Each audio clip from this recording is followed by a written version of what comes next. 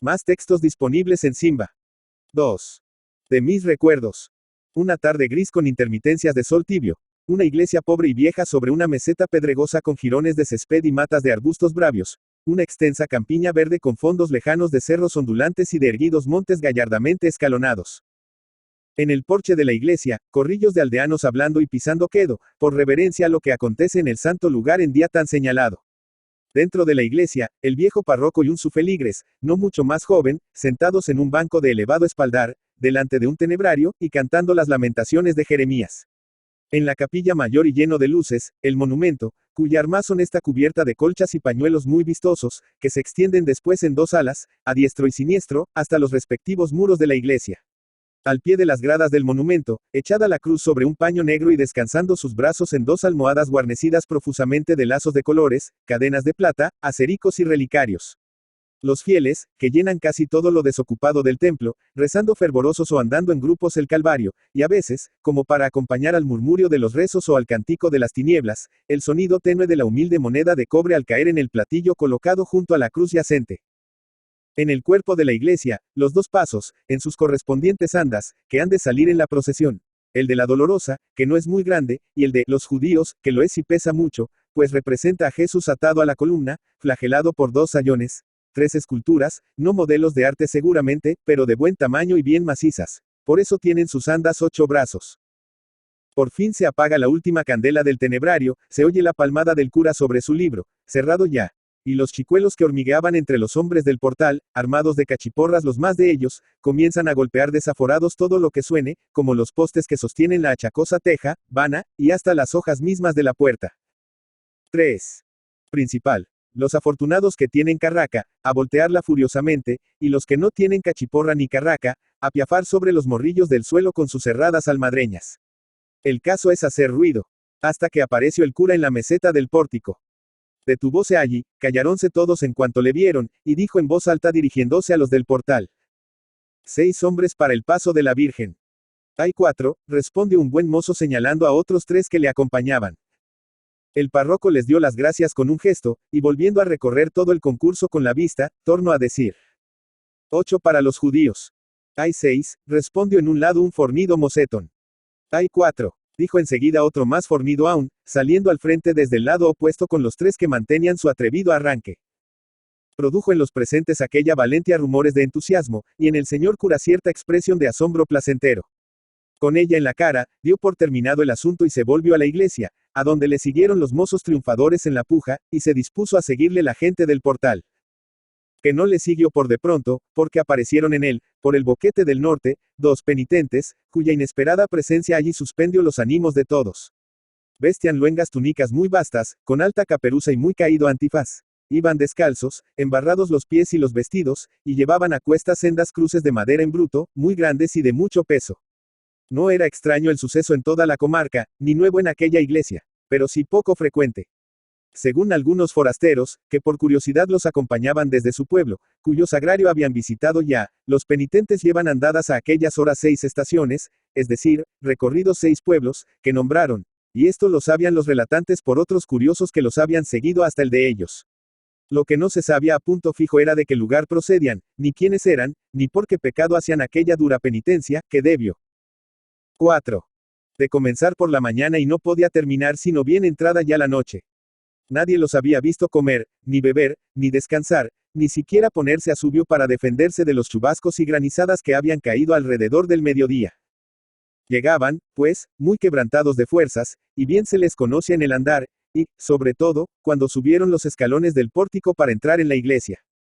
Tras ellos se fue toda la gente que había fuera, y vio cómo la de adentro, muy admirada y respetuosa, les iba abriendo paso hasta las gradas del monumento, donde se postraron de rodillas, uno a cada lado de la cruz, sin aliviar los hombros del peso de las suyas.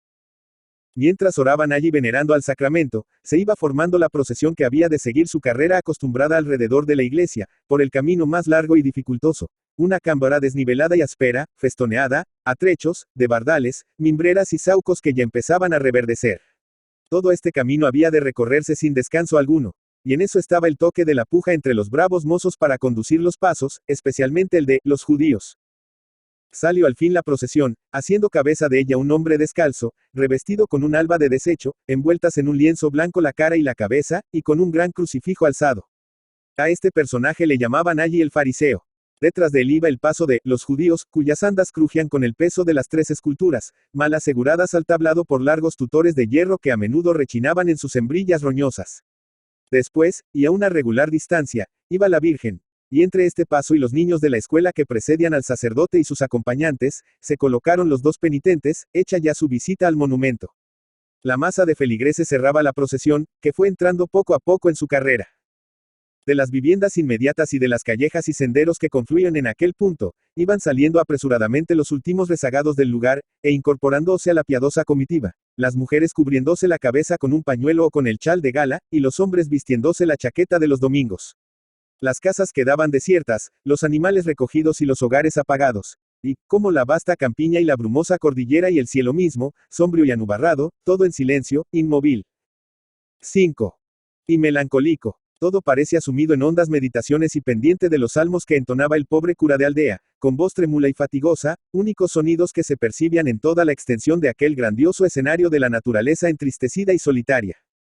Según andaba lentamente la procesión, disgregábanse, de tarde en cuando, de la masa del fervoroso cortejo hombres y mujeres, que por las laderas altas del camino se adelantaban hasta los pasos, y por lo tímido del andar, lo respetuoso del continente y lo anhelante de la mirada, en cuanto la fijaban en ellos, no parecía sino que buscaban en aquella representación tangible, viva, de lo que allí se conmemoraba, una fuerza imaginativa más poderosa que la de sus meditaciones, en la sangre que corría por las espaldas de Jesús a los golpes de sus verdugos, en la que goteaba de las heridas abiertas por las espinas de su corona y en la cuerda que ataba sus manos, como las de un criminal, la magnitud del sacrificio del Hijo de Dios por amor a sus criaturas, a las mismas que tan despiadadamente le atormentaban. En la faz amargurada de la Virgen, Madre, la intensidad de sus inenarrables angustias y dolores, y quién sabe si del logro de sus piadosos deseos, de haber visto y sentido, por este medio, cuanto anhelaban ver y sentir entonces, nace aquella singular expresión de sus ojos al fijarlos después en los dos penitentes. Desconocidos que iban arrastrando pesada cruz de pueblo en alivio de sus propias culpas, que tal vez eran leves, y en desagravio del Redentor del mundo, tan ofendido por la soberbia y la ingratitud de los hombres. La crítica mundana, que se paga mucho de la superficie y del aparato teatral de las cosas, cuanto hubiera hallado merecedor de sus burlas en aquel espectáculo tan desprovisto de primores del arte y de las pompas del lujo. Y, sin embargo, allí, en la traza risible de los dos penitentes y bajo el pobre y abigarrado aspecto de aquel apiñado concurso de honrados campesinos, que sabían descubrir la realidad del dolor en las imperfectas imágenes, y sentirle y llorarle en sus corazones, se guarecia, como en su propio albergue, la fe sin nubes, sencilla, profunda y arraigada, la fuerza poderosa que traslada los montes, redime los pueblos y dignifica los hogares.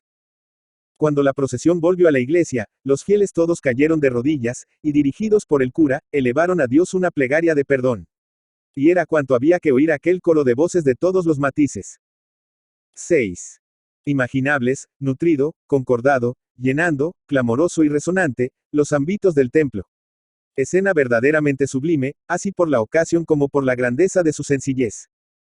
Tan pronto como la iglesia volvió a quedar en silencio, salieron de ella los dos penitentes, ya cerca del anochecer, y tomando el camino de la vega, se les vio desaparecer muy pronto en una de sus hondonadas, seguidos por algunos muchachos que no tardaron en volverse por miedo a la noche que ya estaba encima, y de las bendiciones de la gente que admiraba su piedad heroica y aplaudía su ejemplo edificante.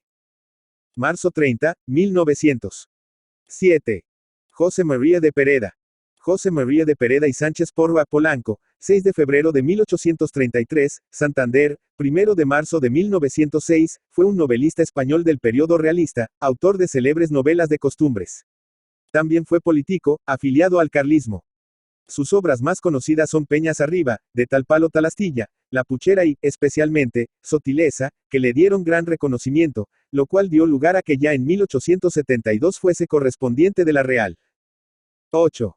Academia Española. Fue realista y costumbrista, próximo al romanticismo y naturalismo.